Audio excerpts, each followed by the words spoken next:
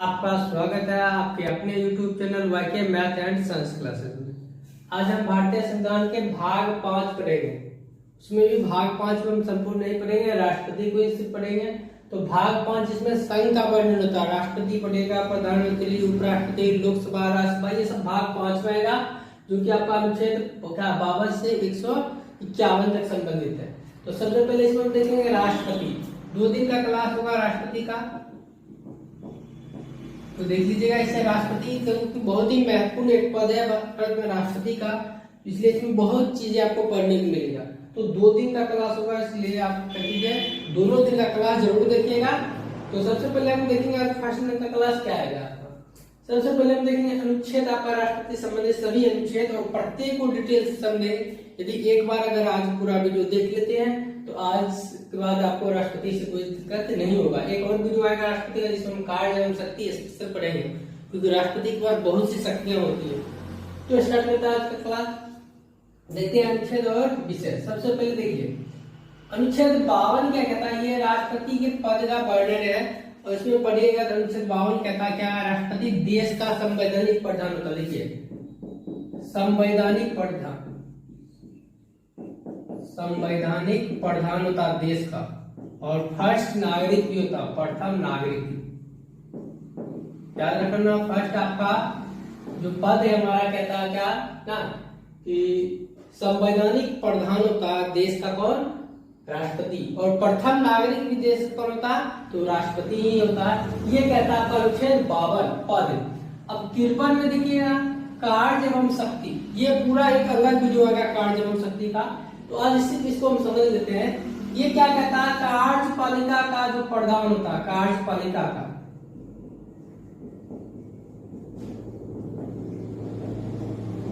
वो कौन होता है, राष्ट्रपति होते हैं। और ये हम नाम मात्र का कहेंगे, नाम मात्र का।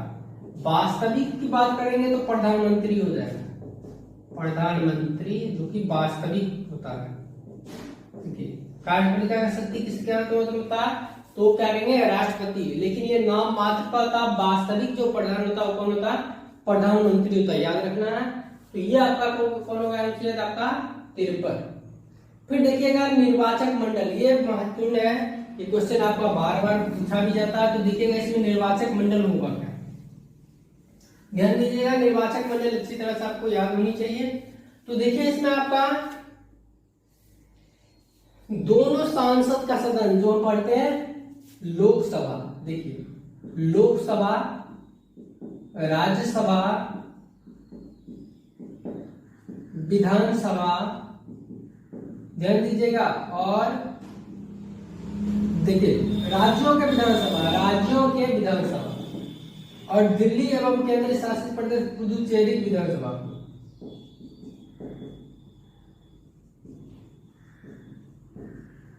ये चारों इसमें आता, ध्यान दीजिएगा।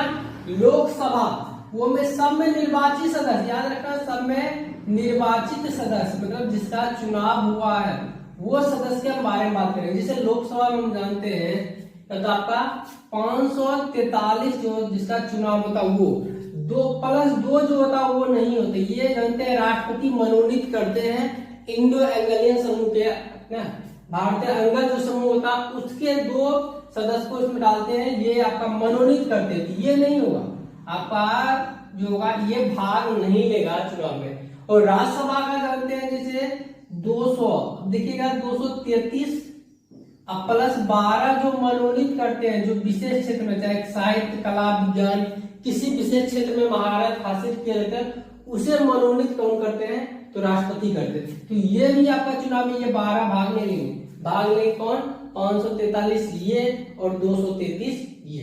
अब हम देखें राज्यों के विधानसभा, राज्य की जो विधानसभा का अलग अलग राज्य का सबका विधानसभा आ जाएगा।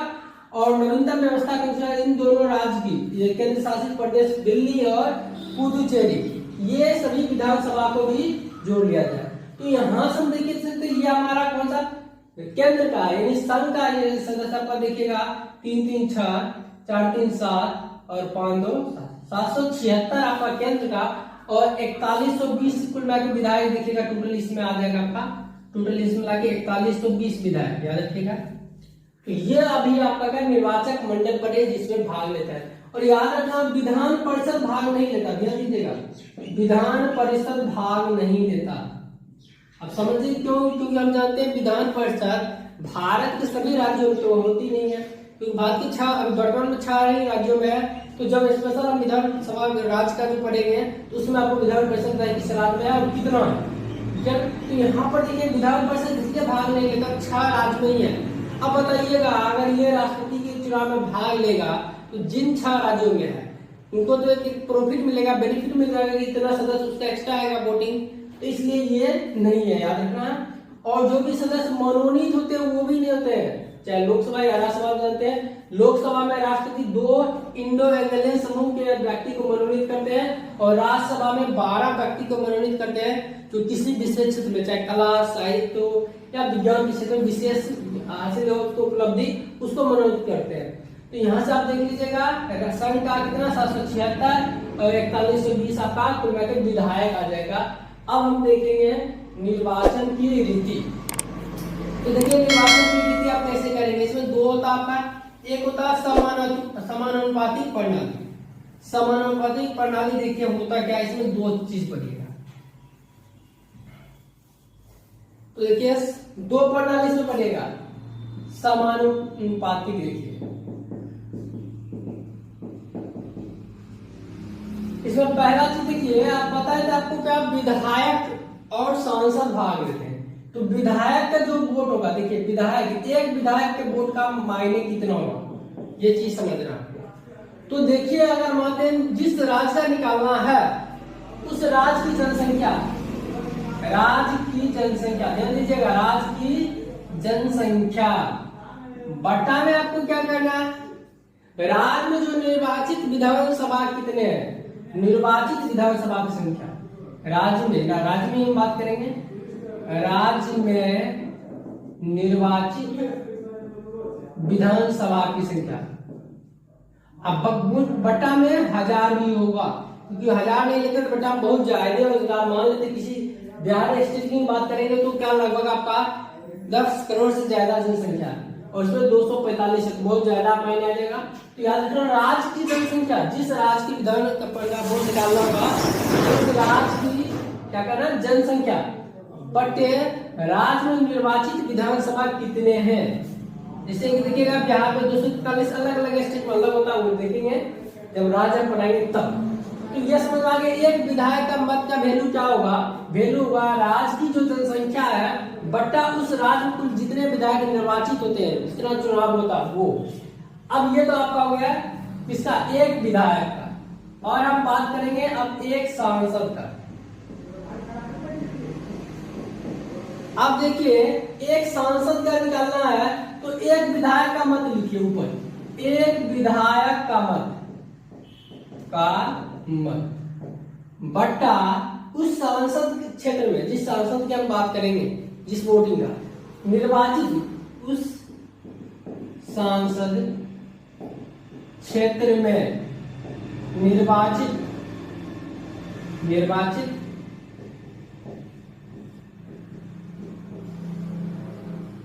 सांसद।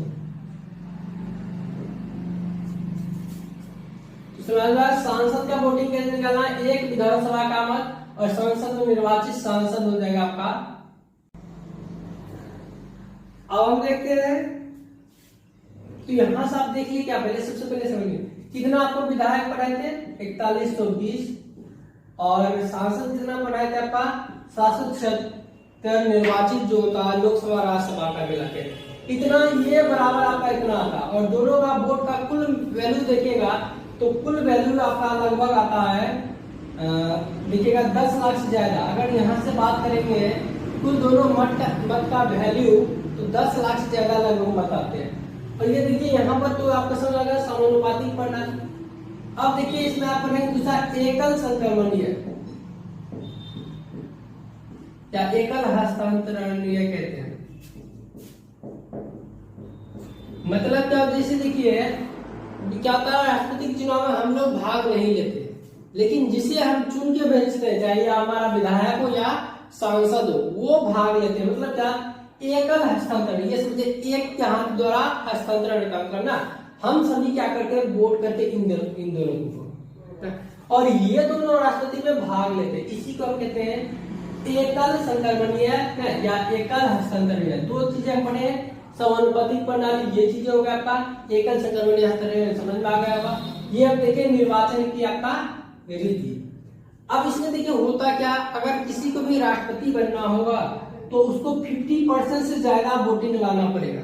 50% से ज्यादा वोटिंग समझिए कैसे, मतलब आप देखिए क्या होगा यहाँ पर 50% से ज्यादा वोटिंग कैसे आएगा। मान लेते 3 आदमी खड़ा हो गया, आप कहिएगा 30% कहीं आ गया, तब क्या होगा, तो इसको समझते हैं। अब जैसे देखिए उसमें क्या होता आपका, मान लेते कोई भी 3 या 4, मान लेते 4 व्यक्ति राष्ट्रपति पद के लिए ए बी सी एवं डी क्या होते हैं, खड़े होते हैं।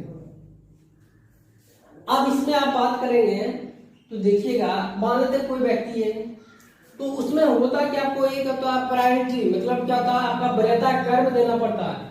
मतलब कोई व्यक्ति कहता है क्या, चलो ए नंबर आदमी है राष्ट्रपति बनना चाहिए, यदि ए नहीं बनता तो क्या बनना चाहिए, सी बनना चाहिए, ये भी नहीं बनता तो क्या होना चाहिए, बी बनना चाहिए, ये भी नहीं बनता तो क्या होना चाहिए, डी बनना चाहिए। ये आपको एक तरह से प्रायोरिटी देते हैं, प्राथमिकता देते हैं वोटिंग देने वाले जो विधायक और सांसद होते हैं।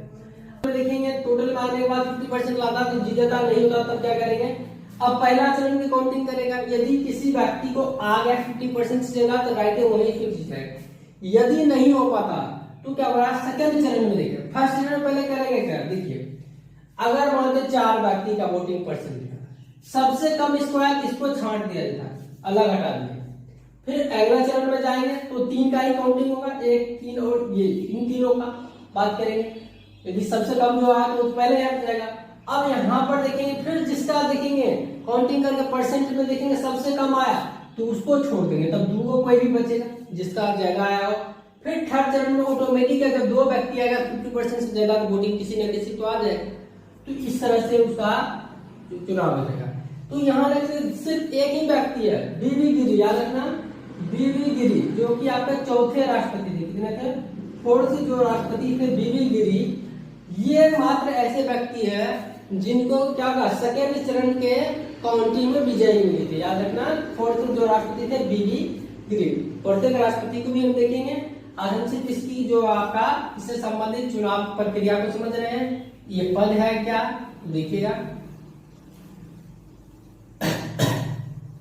अब हम देखते हैं पद, अनुच्छेद 56 क्या कहता है, देखिए अनुच्छेद 56 कहता है पद अवधि, मतलब कितने दिनों तक राष्ट्रपति शासन करेगा।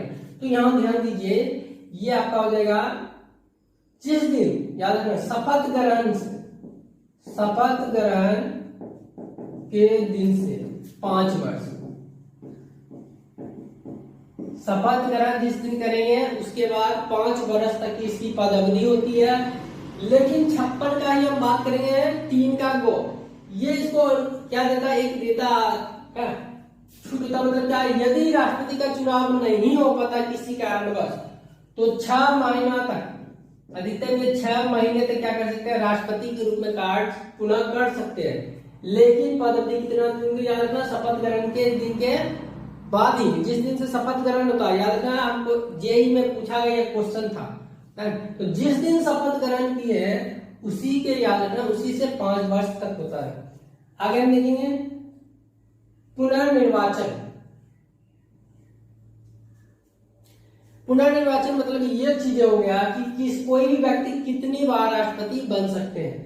तो हमारे यहाँ कोई लिमिट नहीं है, जितना बार, कोई लिमिट नहीं, जितना बार उतना बार राष्ट्रपति बन सकता, जितनी बार है मतलब यहाँ पर क्या है, कोई लिमिट नहीं है कि कोई भी व्यक्ति कितनी बार राष्ट्रपति बन सकते हैं। ये आपका अनुच्छेद कौन कहता है, 57। अब हम देखेंगे अनुच्छेद 58, योग्यता इसमें पढ़ेंगे, राष्ट्रपति बनने के लिए क्या योग्यता होनी चाहिए। तो सबसे पहला चीज ये भारत का नागरिक होना चाहिए, भारत का नागरिक होना चाहिए। दूसरी बात हम देखेंगे तो 35 वर्ष आयु पूरी कर लिया होगा, 35 वर्ष न्यूनतम आयु होगा। और तीसरा लोकसभा सदस्य बनने योग्य हो, लोकसभा सदस्य बनने योग्य। तो लोकसभा सदस्य का भी बनने योग्य क्या क्या है वो हम पढ़ाएंगे जब लोकसभा पढ़ेंगे तब। और चौथा, किसी लाभ के पद पर नहीं होगा, किसी लाभ के पद पर नहीं होगा। तो ये सभी व्यक्ति क्या हो गए, राष्ट्रपति बन सकते हैं। तो ऐसा आप देखिएगा बहुत से व्यक्ति के पास ये होता है। इसके लिए क्या और इसमें आ जाता आपका देखेंगे शर्तें हम पढ़ेंगे तो देखिएगा। अब इसमें खड़ा होने के लिए देखिए 50 अनुमोदक और 50 प्रस्तावक होना चाहिए। कोई भी व्यक्ति यदि राष्ट्रपति पद के लिए चुनाव लड़ना चाहते हैं तो उनके लिए 50 अनुमोदक और 50 प्रस्तावक होना चाहिए। अब ये अनुमोदक और प्रस्तावक बनेंगे तो वही बनेंगे जो इसके चुनाव प्रक्रिया में भाग लेते। कौन? तो बताए थे निर्वाचित सांसद और निर्वाचित क्या आपका विधायक। तो अब बताएंगे यहीं से क्या होता है, सामान्य आदमी का जो सामान्य व्यक्ति होगा उसका राष्ट्रपति बनने का सपना चूर हो जाता है। क्यों? क्योंकि उनके पास ना तो 100 सांसद विधायक कैसे हो सकता है। कोई भी सामान्य आदमी है तो उसके पास तो 100 सांसद और विधायक तो हो ही नहीं सकता, तो ये राष्ट्रपति पद के लिए कभी खड़ा हो ही नहीं सकते। क्यों? तो समझ आ जाएगा कि 50 अनुमोदक जो होगा आपका एमएलए या एमपी वो तो होगा नहीं, या 50 नहीं, कुल मिलाकर 100 को चाहिए सदस्य जो क्या नहीं हो पाता। अब देखिए हम शर्तें, तो इसमें शर्त देख लेंगे तो वही चीजें आपका आएगा कि राष्ट्रपति का जो आपका है पद के लिए क्या शर्त देखेंगे इसमें कि किसी लाभ के पद पर नहीं होगा। अगर मानते किसी का वो सदस्य है चाहे लोकसभा या राज्यसभा तो उसको उससे पहले क्या होगा, हटना होगा, या नहीं हटते तो जिस दिन राष्ट्रपति का पद ये जीत चुनाव हो जाता है उस दिन उसको रिक्त करना पड़ेगा, ये देख लेंगे। या राष्ट्रपति के पद अवधि के दौरान उसके भत्ते या जो भी वेतन होगा उसमें कटौती नहीं यानी कमी नहीं किया जा सकता। तो ये सब इसे अनुच्छेद 59 कहता है। अब हम देखेंगे 60 अनुच्छेद 60 शपथ। अनुच्छेद 60 क्या आपका शपथ से संबंधित है कि राष्ट्रपति को शपथ कौन दिलवाता। तो सुप्रीम कोर्ट के मुख्य न्यायाधीश, यदि सुप्रीम कोर्ट के मुख्य न्यायाधीश, याद रखना सुप्रीम कोर्ट, उच्चतम न्यायालय, उच्चतम न्यायालय जो कि दिल्ली में है आपका, इसके जो आपका मुख्य न्यायाधीश यदि मुख्य न्यायाधीश नहीं हो, यदि मुख्य न्यायाधीश नहीं हो सुप्रीम कोर्ट का तो उसके बाद जो भी वरिष्ठतम न्यायाधीश होगा, वरिष्ठतम, वो इसमें आपका क्या होगा, वो शपथ दिलवाएगा। याद रखना अनुच्छेद 60 क्या आपका राष्ट्रपति का शपथ से संबंधित है, जो कौन दिलवाता, मुख्य न्यायाधीश। सुप्रीम कोर्ट के भी वो कैसे थे, उच्चतम न्यायालय, हाई कोर्ट नहीं, उच्चतम न्यायालय सुप्रीम कोर्ट के मुख्य न्यायाधीश, या अगर वो अनुपस्थित हो तो वरिष्ठतम जो न्यायाधीश होंगे उसी सुप्रीम कोर्ट में वो उसको शपथ दिलवाएंगे। आगे हम देखेंगे अनुच्छेद 61 जो राष्ट्रपति पर महाभियोग से संबंधित है। महाभियोग समझिए राष्ट्रपति को हटाया जाना, यदि क्या जब संविधान के अनुरूप काम नहीं करेंगे, उसके प्रतिकूल कार्य करेंगे, राष्ट्रपति कोई गलत कार्य करेंगे तो उसको राष्ट्रपति को हटाया जा सकता है महाभियोग द्वारा। अब यह पढ़ेगा महाभियोग कैसे लाया जाता है। राष्ट्रपति अपना त्याग पत्र याद रखना उपराष्ट्रपति को दे सकता है। तो यहाँ पर हम देखेंगे जब उपराष्ट्रपति पढ़ेंगे तो डिटेल वो भी हम पढ़ेंगे किस अनुच्छेद के तहत होगा। अब देखिए महाभियोग बताते थे जब क्या होगा, संविधान का अधिकारमान हो जाएगा, मतलब राष्ट्रपति अपना मन से काम करने लग जाए तो क्या होगा, राष्ट्रपति को हटाया जा सकता है। ये प्रक्रिया क्या कहलाएगा, महाभियोग। अब देखिए महाभियोग के लिए क्या होगा, हम सांसद के कितने सदन पढ़े हैं, संसद के 3 वर्ग होता है, राष्ट्रपति, लोकसभा और राज्यसभा। लोकसभा निम्न सदन, राज्यसभा उच्च सदन। अब यहाँ पर देखिए सांसद के 2 सदन की हम बात करेंगे, लोकसभा और राज्यसभा। आपको इसमें अभी तुरंत पढ़े थे, ये आपका होता है निम्न सदन, ये आपका होता है उच्च सदन। दोनों कितनी संख्या है अभी तुरंत आपको बताए थे, और जब लोकसभा राज्यसभा डिटेल अलग पढ़ेंगे उस समय भी हम इस बातों को देख लेंगे। तो देखिए आपका क्या है, लोकसभा और राज्यसभा। अब इसमें देखिए कोई भी सदन चाहे लोकसभा भी कर सकता है, राज्यसभा भी, लेकिन सबसे पहले नियम होता क्या है, 14 दिन पहले जब ये महाभियोग लगाया जाएगा तो 14 दिन पहले नोटिस देना पड़ेगा राष्ट्रपति जी को कि आप क्या कीजिए, हट जाइए ना, सिंपल समझिए, उनको हटने के लिए नोटिस दे। और उसका 1/4 सदस्य, कितना सदस्य का सिग्नेचर होना चाहिए, 1/4 सदस्य का। मतलब यदि आप नोटिस कोई भी दे सकता है, चाहे लोकसभा हो या राज्यसभा हो, तो 14 दिन के लिए पहले उसको नोटिस देना पड़ेगा, ये चीज याद रखना मेन पॉइंट। और 1/4 सदस्य का सिग्नेचर होना चाहिए, तब वो राष्ट्रपति को क्या करेगा, एक नोटिस देगा। और राष्ट्रपति चाहे तो 14 दिनों के अंदर अपना त्याग पत्र उपराष्ट्रपति को दे दे। अगर वैसा हो जाता है तो क्या होगा, उस पर महाभियोग नहीं लगेगा क्योंकि उससे पहले वो हट गए। तो अभी तक ऐसा बात में नहीं हुआ है कि किसी राष्ट्रपति को महाभियोग द्वारा हटाया जाए, क्योंकि समानता सभी होते हैं जो आपका क्या कानून के संविधान के अनुसार कार्य करते हैं। तो लेकिन ये होता आपका यदि कभी ऐसा हो जाए, इसलिए ये महाभियोग जरूरी है।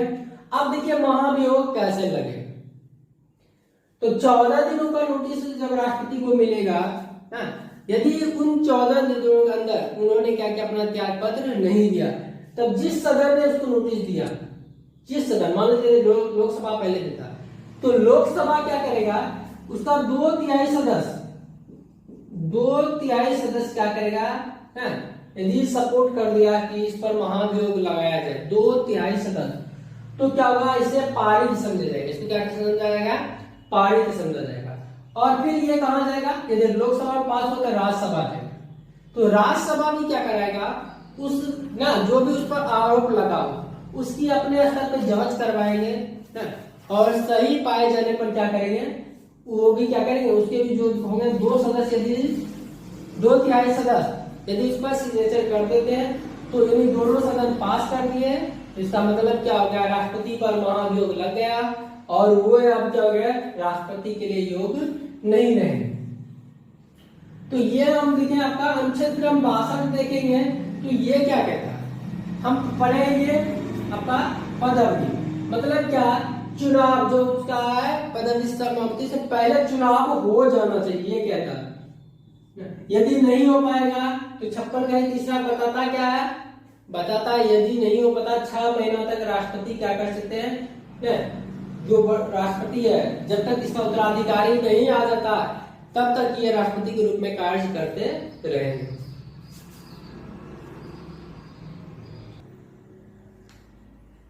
इसमें हम देखते हैं एक चीज है आपका, अति में देखेंगे आपका, लाभ के पद पे राष्ट्रपति का पद हो या उपराष्ट्रपति के पद पर हो, या किसी संघ में बात करें या राज्य में जो मंत्री परिषद का सदस्य हो, तो वो लाभ के पद में नहीं गिना जाता है।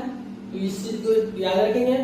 नेक्स्ट वीडियो में हम पढ़ेंगे राष्ट्रपति का कार्य एवं शक्ति पूरा, क्योंकि ये जानते हैं राष्ट्रपति बहुत ही महत्वपूर्ण, आपका सांसद पढ़े थे, बहुत ही महत्वपूर्ण पद है। इसमें बहुत से इनके पास शक्तियां होती है, बहुत से कार्य होते हैं, वो सभी नेक्स्ट वीडियो में पढ़ेंगे। यदि आज का वीडियो पसंद आया तो हमारे चैनल को लाइक शेयर और सब्सक्राइब जरूर करें। धन्यवाद।